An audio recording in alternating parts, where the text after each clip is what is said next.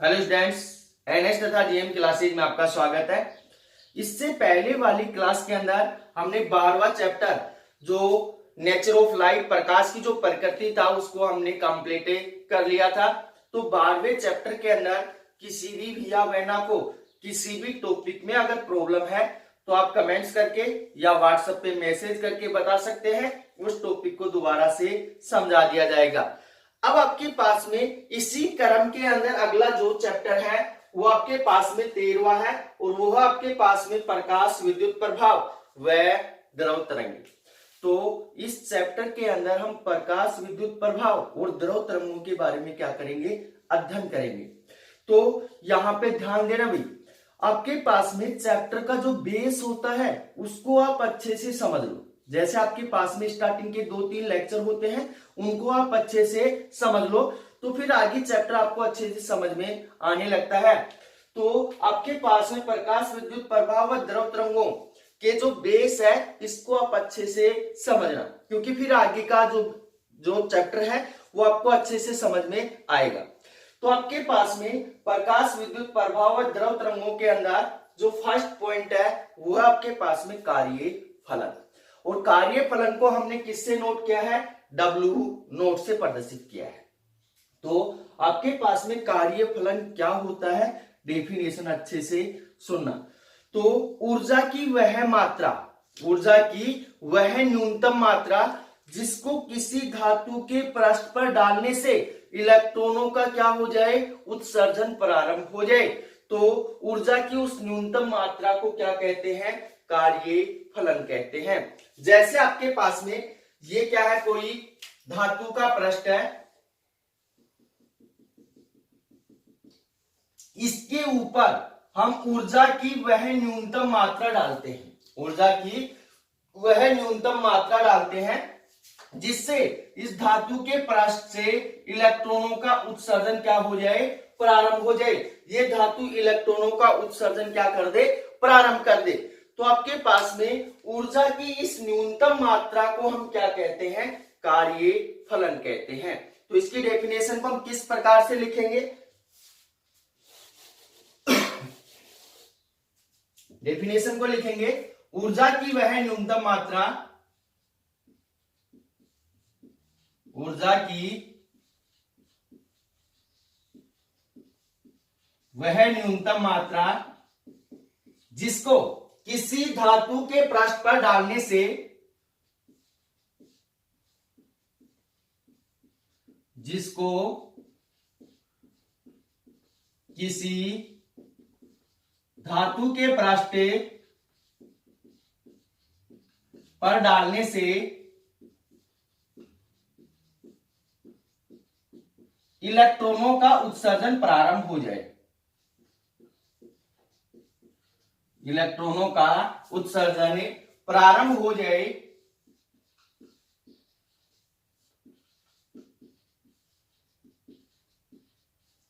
उसे क्या कहते हैं भाई, कार्य फलन कहते हैं, उसे कार्य फलन कहते हैं।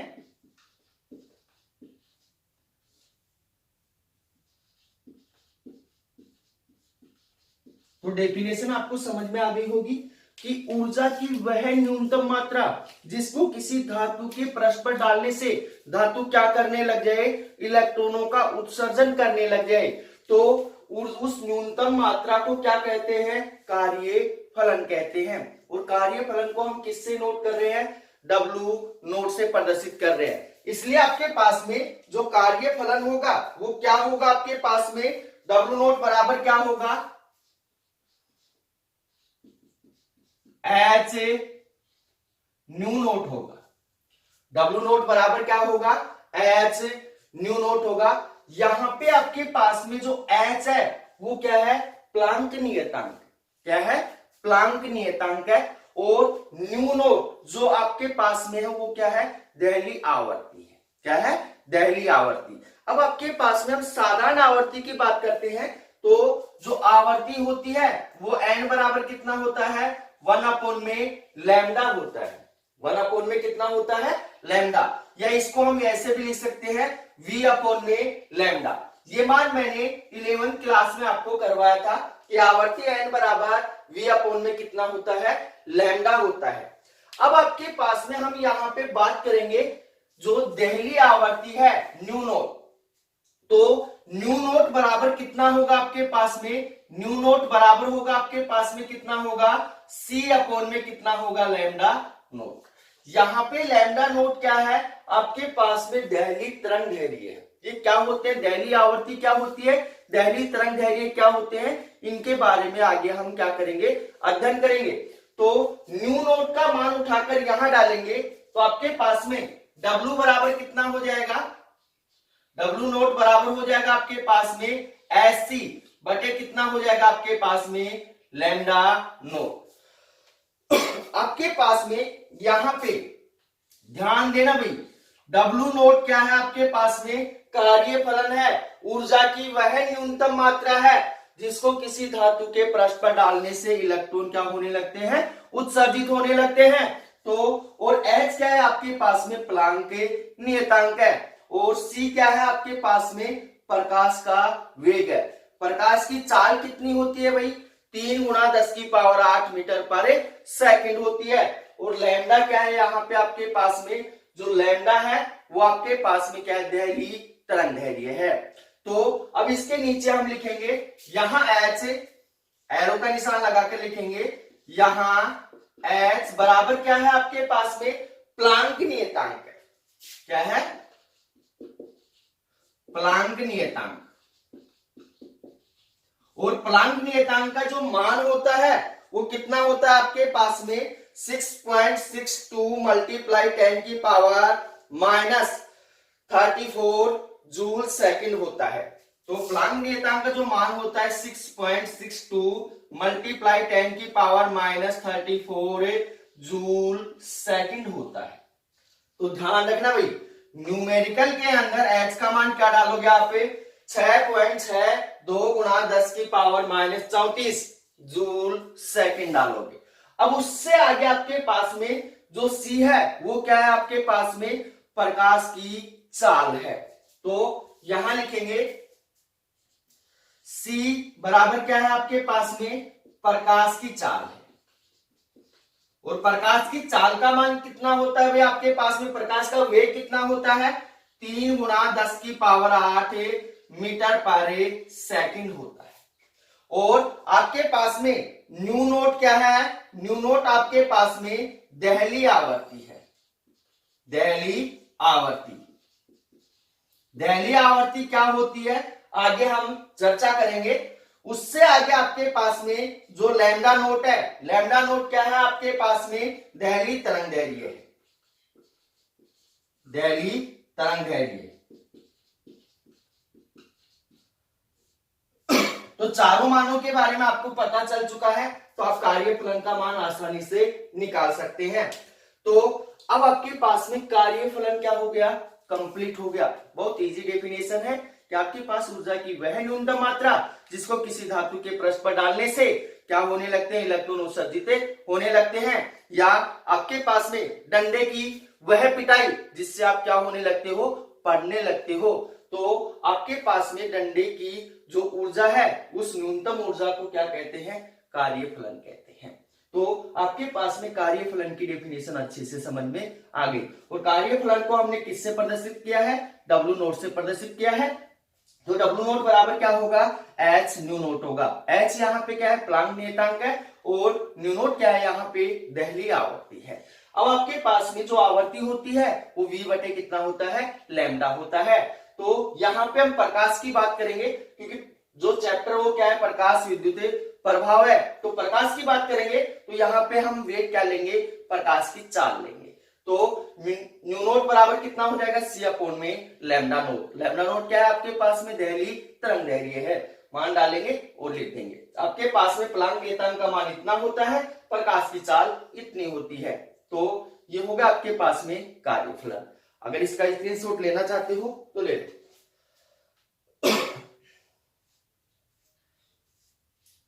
अगला जो टॉपिक है वो है आपके पास में धातु के पृष्ठ से इलेक्ट्रॉनों का उत्सर्जन करने की विधियां या इलेक्ट्रॉन उत्सर्जन करने की विधियां।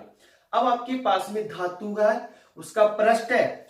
अब आपको बोल दिया जाए कि इस धातु के पृष्ठ से इलेक्ट्रॉन हम किस प्रकार से उत्सर्जित कर सकते हैं या कौन कौन सी विधियों से इलेक्ट्रॉन हम उत्सर्जित कर सकते हैं, तो उसके बारे में हम क्या करेंगे, अध्ययन करेंगे कि कौन कौन सी विधियां हैं जिसके द्वारा धातु के पृष्ठ से इलेक्ट्रॉनों का क्या किया जा सकता है, उत्सर्जन किया जा सकता है।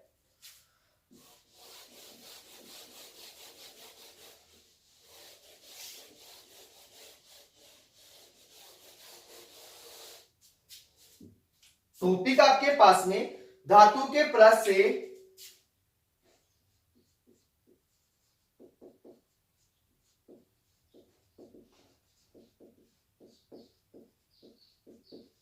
इलेक्ट्रॉन उत्सर्जित करने की विधियां।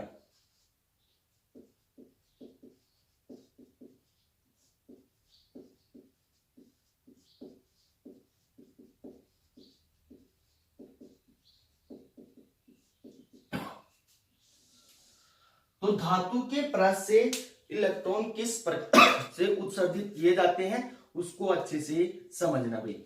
आपके पास में धातु के पृष्ठ से इलेक्ट्रॉन उत्सर्जित करने के लिए मुख्यतः 3 विधियां होती है। कितनी विधियां होती हैं? तीन विधियां होती हैं। पहली होती है आपके पास में तापायनिक उत्सर्जन, दूसरा होता है क्षेत्रीय उत्सर्जन और जो चौथा होता है प्रकाश विद्युत उत्सर्जन होता है। तो 3 विधियां होती हैं। तो यहां पे हम लिख सकते हैं धातु के पृष्ठ से इलेक्ट्रॉन उत्सर्जित करने के लिए मुख्यतः 3 विधियां होती हैं, जिनमें आपके पास में फर्स्ट क्या है? तापायनिक उत्सर्जन।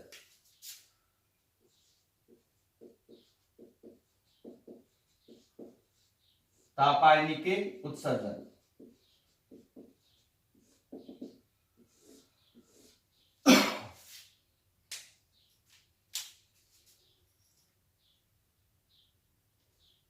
तो तापायनिक उत्सर्जन क्या होता है उसको अच्छे से समझना भाई। जब किसी धातु को क्या किया जाता है, गर्म किया जाता है, तो धातु तापीय ऊर्जा पाकर, जो धातु है वो तापीय ऊर्जा पाकर इलेक्ट्रॉनों का क्या करने लगती है, उत्सर्जन प्रारंभ कर देती है। तो इलेक्ट्रॉनों का क्या करती है, उत्सर्जन प्रारंभ कर देती है, जिसे क्या कहते हैं, तापायनिक उत्सर्जन कहते हैं। डेफिनेशन समझ में बैठी होगी कि जब किसी धातु को गर्म किया जाता है तो जो धातु है वो तापीय ऊर्जा पाकर इलेक्ट्रॉनों का क्या करती है, उत्सर्जन प्रारंभ कर देती है, जिसे क्या कहते हैं, तापायनिक उत्सर्जन कहते हैं। तो किस प्रकार से लिखेंगे? जब किसी धातु को गर्म किया जाता है, जब किसी धातु को गर्म किया जाता है,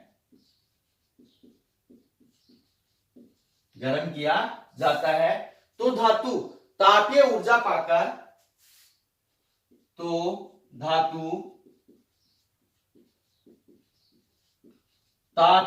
पाकर,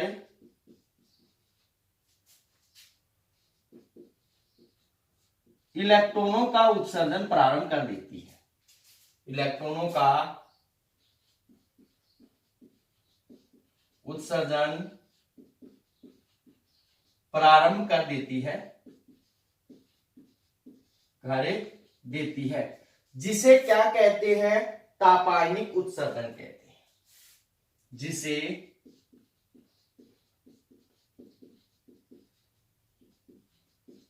तापायनिक उत्सर्जन कहते हैं।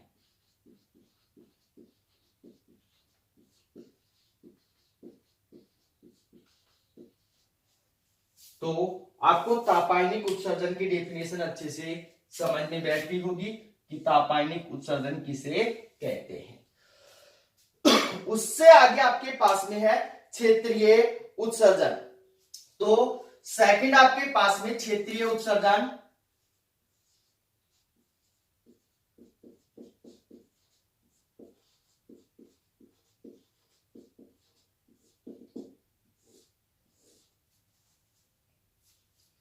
तो क्षेत्रीय उत्सर्जन क्या होगा ये महत्वपूर्ण है। आपके पास में क्षेत्रीय उत्सर्जन का ज्यादातर हम इलेक्ट्रॉन उत्सर्जित करने के लिए काम में लेते हैं। तो क्षेत्रीय उत्सर्जन क्या होता है? जब किसी धातु के पृष्ठ के ऊपर क्या करते हैं? विद्युत क्षेत्र आरोपित करते हैं। जब किसी धातु के पृष्ठ के ऊपर क्या करते हैं? विद्युत क्षेत्र आरोपित करते हैं, तो धातु विद्युतीय ऊर्जा पाकर, कौन सी ऊर्जा पाकर है? विद्युतीय ऊर्जा पाकर इलेक्ट्रॉनों का उत्सर्जन क्या करती है? प्रारंभ कर देती है, जिसे क्या कहते हैं? क्षेत्रीय उत्सर्जन कहते हैं। तो किस प्रकार से डेफिनेशन लिखेंगे? जब किसी धातु के पृष्ठ पर, जब किसी धातु के पृष्ठ पर विद्युत क्षेत्र आरोपित किया जाता है, विद्युत क्षेत्र आरोपित किया जाता है, तब धातु विद्युतीय ऊर्जा पाकर क्या करती है? इलेक्ट्रॉन उत्सर्जित करना प्रारंभ कर देती है। तब धातु विद्युतीय ऊर्जा पाकर इलेक्ट्रॉन उत्सर्जित करना प्रारंभ कर देती है। इलेक्ट्रॉन उत्सर्जित करना प्रारंभ कर देती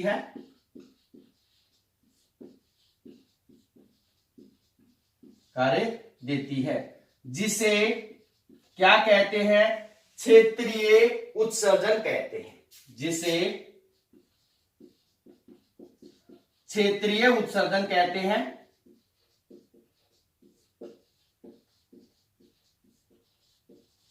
तो क्षेत्रीय उत्सर्जन की डेफिनेशन आपको अच्छे से समझ में बैठ गई होगी कि क्षेत्रीय उत्सर्जन क्या होगा। अब उससे आगे आपके पास में तीसरा जो विधि है वो है आपके पास में प्रकाश विद्युत उत्सर्जन। तो तीसरी जो विधि आपके पास में वो है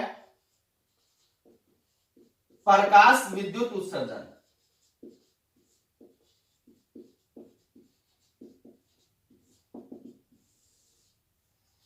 तो आपके पास में प्रकाश विद्युत उत्सर्जन क्या होगा, इसको अच्छे से समझना भाई। जब किसी धातु के पृष्ठ पर प्रकाश डाला जाता है, जब किसी धातु के पृष्ठ के ऊपर क्या डाला जाता है? प्रकाश डाला जाता है, तो धातु प्रकाशीय ऊर्जा पाकर इलेक्ट्रॉनों का क्या करती है? उत्सर्जन प्रारंभ कर देती है। तो उसे क्या कहते हैं? प्रकाश विद्युत उत्सर्जन कहते हैं। तो यहां पे आपके पास में जो चैप्टर था उसकी डेफिनेशन भी निकलेगी इससे आगे कि प्रकाश विद्युत प्रभाव क्या होता है। तो इसको अच्छे से समझना डेफिनेशन को। जब किसी धातु के पृष्ठ के ऊपर क्या डाला जाता है? प्रकाश डाला जाता है, तो जो धातु है प्रकाशीय ऊर्जा पाकर इलेक्ट्रॉनों का क्या करती है? उत्सर्जन प्रारंभ कर देती है, जिसे क्या कहते हैं? प्रकाश विद्युत उत्सर्जन कहते हैं। तो डेफिनेशन किस प्रकार से लिखेंगे?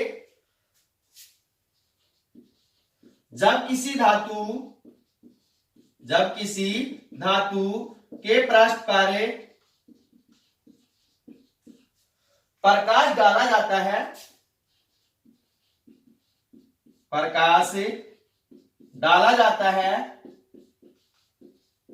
तब धातु प्रकाशीय ऊर्जा पाकर, तब धातु प्रकाशीय ऊर्जा पाकर इलेक्ट्रॉनों का उत्सर्जन प्रारंभ कर देती है। इलेक्ट्रॉनों का उत्सर्जन प्रारंभ कर देती है। क्या कहलाती है? प्रकाश विद्युत उत्सर्जन कहलाता है। क्या कहलाता है? प्रकाश विद्युत उत्सर्जन कहलाता है।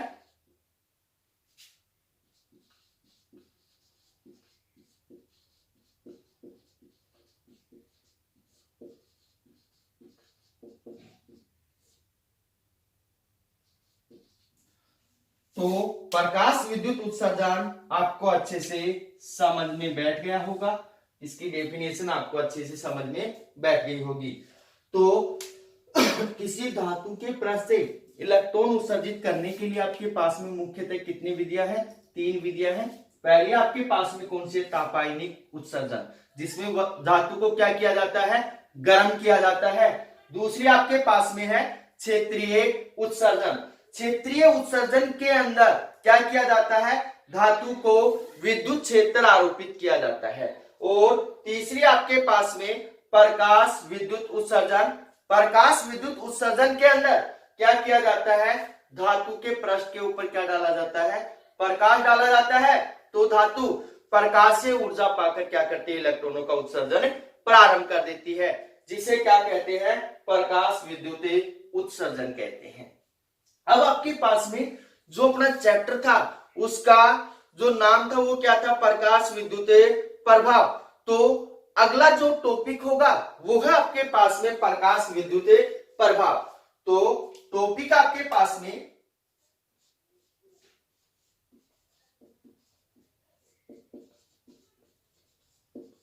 प्रकाश विद्युत प्रभाव। तो प्रकाश विद्युत प्रभाव किसे कहते हैं?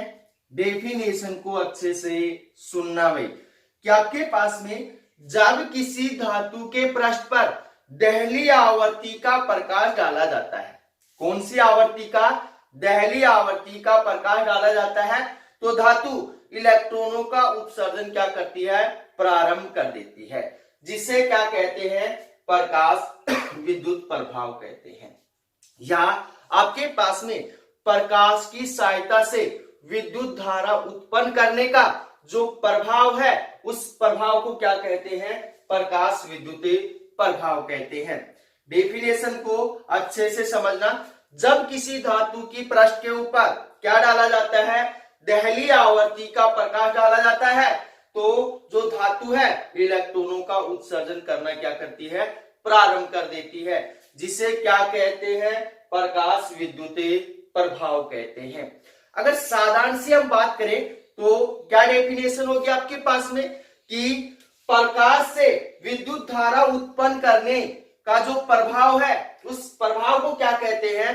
प्रकाश विद्युत प्रभाव कहते हैं। जैसे आपने पढ़ा होगा कि विद्युत चुम्बकीय प्रेरण।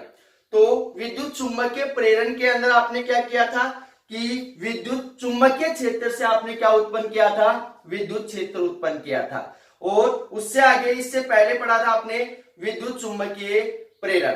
तो वहां पे आपने क्या किया था? विद्युत क्षेत्र से क्या उत्पन्न किया था? चुम्बकीय क्षेत्र उत्पन्न किया था। उसी प्रकार से आपके पास में प्रकाश विद्युत प्रभाव के अंदर प्रकाश से हम क्या उत्पन्न करेंगे? विद्युत क्षेत्र उत्पन्न करेंगे, तो उसे क्या कहेंगे? प्रकाश विद्युत प्रभाव कहेंगे। तो डेफिनेशन को किस प्रकार से लिखेंगे?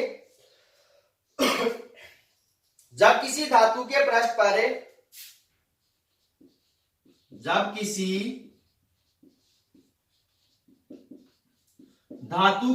पर दहली आवर्ती का प्रकाश डाला जाता है, दहली आवर्ती का प्रकाश डाला जाता है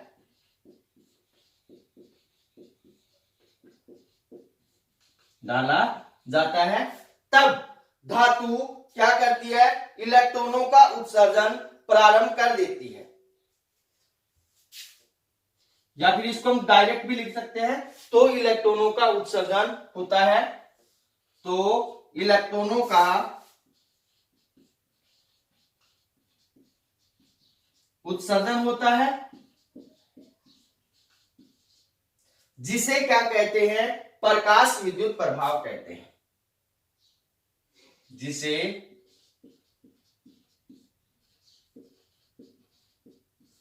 प्रकाश विद्युत प्रभाव कहते हैं।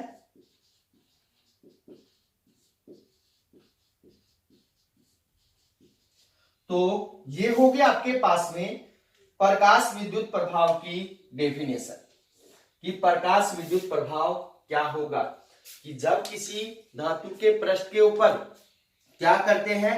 दहली आवर्ती का प्रकाश डालते हैं तो जो धातु है इलेक्ट्रॉन क्या करने लगती है, उत्सर्जित करने लगती है। उसे क्या कहते हैं, प्रकाश विद्युत प्रभाव कहते हैं।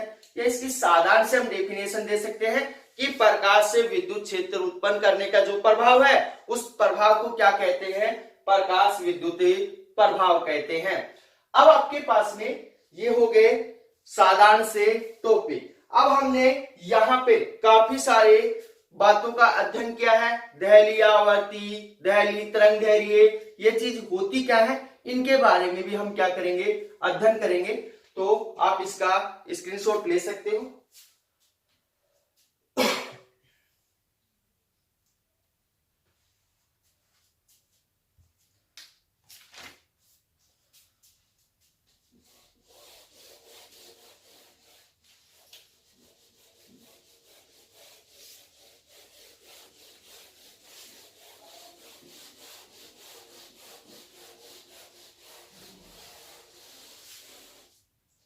अगला जो टॉपिक है वो है आपके पास में दहली आवर्ती न्यू नोट। तो टॉपिक आपके पास में दहली आवर्ती, दहली आवर्ती किससे प्रदर्शित करते हैं, न्यू नोट से प्रदर्शित करते हैं। तो दहली आवर्ती क्या होगी भाई, अच्छे से समझना कि वह न्यूनतम आवर्ती, वह न्यूनतम आवर्ती जिसका प्रकाश किसी धातु के पृष्ठ पर डालने से, जिसका प्रकाश किसी धातु के पृष्ठ पर डालने से इलेक्ट्रॉनों का क्या हो जाए, उत्सर्जन प्रारंभ हो जाए, तो उस न्यूनतम आवर्ती को हम क्या कहते हैं, दहली आवर्ती कहते हैं। दोबारा से डेफिनेशन सुनना कि वह न्यूनतम आवर्ती जिसका प्रकाश किसी धातु के पृष्ठ पर डालने से इलेक्ट्रॉनों का क्या हो जाए, उत्सर्जन प्रारंभ हो जाए, तो उस न्यूनतम आवर्ती को हम क्या कहते हैं, दहली आवर्ती कहते हैं। और दहली आवर्ती को हम किससे प्रदर्शित करते हैं, न्यू नोट से प्रदर्शित करते हैं। तो किस प्रकार से इसको लिखेंगे, वह न्यूनतम आवर्ती,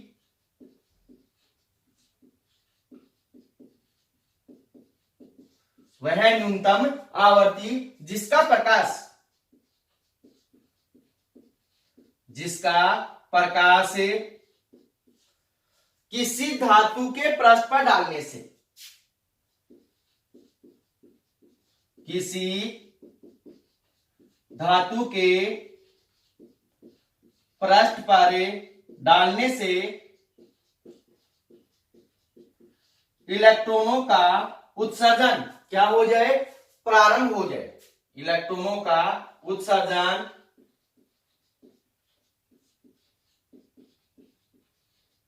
प्रारंभ हो जाए, क्या कहलाती है, दहली आवर्ती कहलाती है, दहली आवर्ती कहलाती है। तो दहली आवर्ती की डेफिनेशन आपको समझ में बैठ गई होगी। तो दहली आवर्ती क्या होती है, अब आपको कोई कंफ्यूजन नहीं होगा, क्योंकि दहली आवर्ती के बारे में आप जान चुके हो कि दहली आवर्ती होती क्या है, कि वह न्यूनतम आवर्ती जिसका प्रकाश किसी धातु की सतह पर डालने पर या पृष्ठ पर डालने पर जो धातु वो क्या करे, इलेक्ट्रॉनों का उत्सर्जन प्रारंभ कर दे, तो उस आवर्ती को क्या कहते हैं, दहली आवर्ती कहते हैं। अब आपके पास में अगला जो टॉपिक है वो है दहली तरंगदैर्घ्य, लैम्डा नोट। अगला टॉपिक आपके पास में दहली तरंगदैर्घ्य, लैम्डा नोट। तो जिस प्रकार से हमने दहली आवर्ती की डेफिनेशन बनाई है उसी प्रकार से हम क्या कर सकते हैं, दहली तरंगदैर्घ्य की डेफिनेशन बना सकते हैं। परंतु यहां पे ध्यान देना, जो दहली आवर्ती है उसका मान न्यूनतम होता है, परंतु दहली तरंगदैर्घ्य का मान क्या होता है, अधिकतम होता है। क्या होता है, अधिकतम। तो इन दोनों बातों का ध्यान रखना। आवर्ती का मान क्या रहेगा, न्यूनतम रहेगा, और तरंग दैर्घ्य का मान क्या रहेगा, अधिकतम रहेगा। तो अब आपके पास में दैर्घ्य तरंग दैर्घ्य की डेफिनेशन क्या होगी, अच्छे से समझना कि वह अधिकतम तरंग दैर्घ्य जिसका प्रकाश किसी धातु के पृष्ठ पर डालने से इलेक्ट्रॉनों का क्या हो जाए, उत्सर्जन प्रारंभ हो जाए। तो आपके पास में उस अधिकतम तरंग दैर्घ्य को क्या कहते हैं, दैर्घ्य तरंग दैर्घ्य कहते हैं। अब यहां पे ध्यान देना कि आवर्ती और तरंग दैर्घ्य एक दूसरे से क्या होते हैं, व्युत्क्रमानुपाती होते हैं। तरंग दैर्घ्य का मान अधिकतम होगा तो आवर्ती का मान क्या होगा, न्यूनतम होगा, और आपके पास में आवर्ती का मान क्या होगा, अधिकतम होगा, तो तरंग दैर्घ्य का मान क्या होगा, न्यूनतम होगा। तो यहाँ पे दोनों बातें ध्यान रखना भाई, यहाँ आवर्ती को क्या रखा जाएगा, न्यूनतम रखा जाएगा। कब होगी, जब तरंग दैर्घ्य क्या होगा, अधिकतम होगा। तो दैर्घ्य तरंग दैर्घ्य की डेफिनेशन को हम किस प्रकार से लिखेंगे कि वह अधिकतम तरंग दैर्घ्य, वह अधिकता में तरंग दैर्घ्य जिसका प्रकाश किसी धातु के पृष्ठ पर डालने से, किसी धातु के पृष्ठ पर डालने से क्या हो, इलेक्ट्रॉनों का उत्सर्जन प्रारंभ हो जाए, इलेक्ट्रॉनों का उत्सर्जन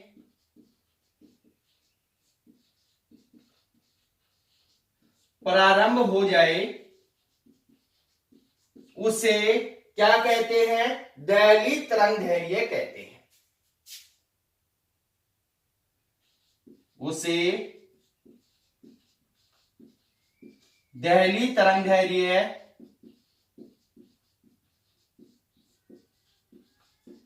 कहते हैं। तो अब आपका ये कंफ्यूजन भी दूर हो गया होगा कि दैर्घ्य तरंग दैर्घ्य किसे कहते हैं। तो आराम से आप डेफिनेशन बता सकते हो कि दैर्घ्य तरंग दैर्घ्य क्या होगा और दैर्घ्य आवर्ती क्या होगी। तो ये दोनों एक दूसरे के क्या होते हैं, व्युत्क्रमानुपाती होते हैं, विपरीत होते हैं। तो आपके पास में एक का मान न्यूनतम होगा, दूसरे का मान क्या होगा, अधिकतम होगा। अब इससे आगे आपके पास में एक इंपॉर्टेंट डेफिनेशन आपको और बताता हूं, वो आपके पास में निरोधी विभव या अंतक, ये डेफिनेशन भी इंपॉर्टेंट है।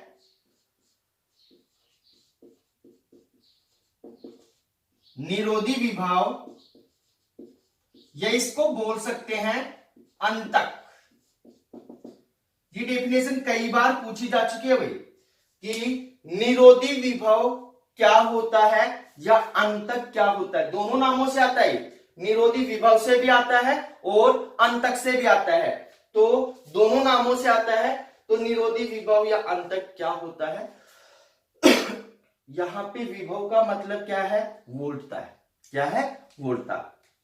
निरोधी, नी का मतलब है विपरीत दिशा के अंदर, रोधी का मतलब है जो मान कम करता है, जो विपरीत दिशा के अंदर मान कम करता है।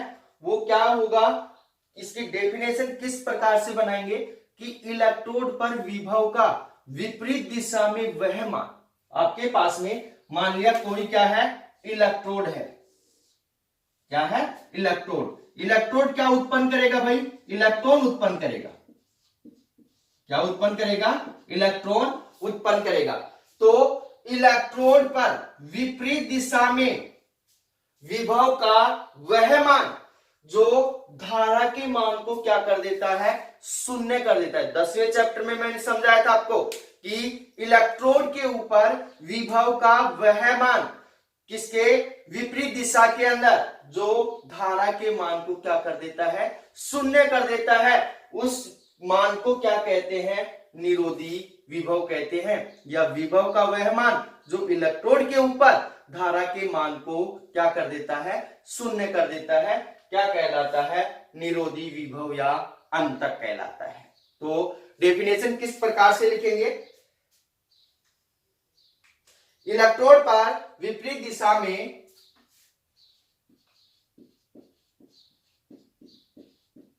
इलेक्ट्रोड पारे विपरीत दिशा में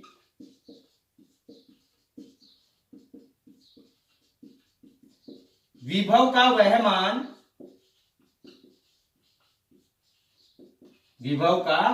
मान जो धारा के मान को क्या कर देता है, शून्य कर देता है। जो धारा के मान को शून्य कर देता है,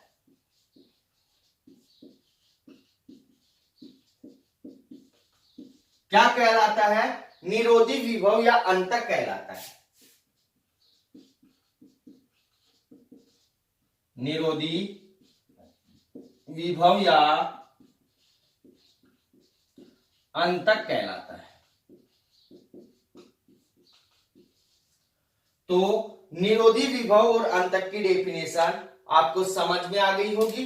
तो इससे आगे आपके पास में अगला जो टॉपिक है वो है आपके पास में फोटोन की अवधारणा।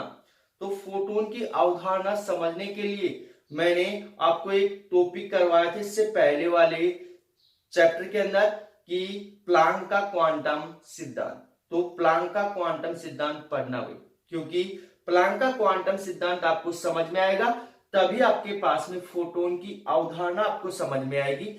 तो इस टॉपिक को पढ़ना। तो इस टॉपिक को करेंगे हम अगले वाली क्लास के अंदर कि फोटोन की अवधारणा क्या है। तो आप प्लांक का क्वांटम सिद्धांत पढ़ के आना। तो अगर वीडियो आपको पसंद आया है तो वीडियो को लाइक कीजिए, शेयर कीजिए तथा हमारे YouTube चैनल को सब्सक्राइब कीजिए। तो मिलते हैं एक छोटे से ब्रेक के बाद। धन्यवाद।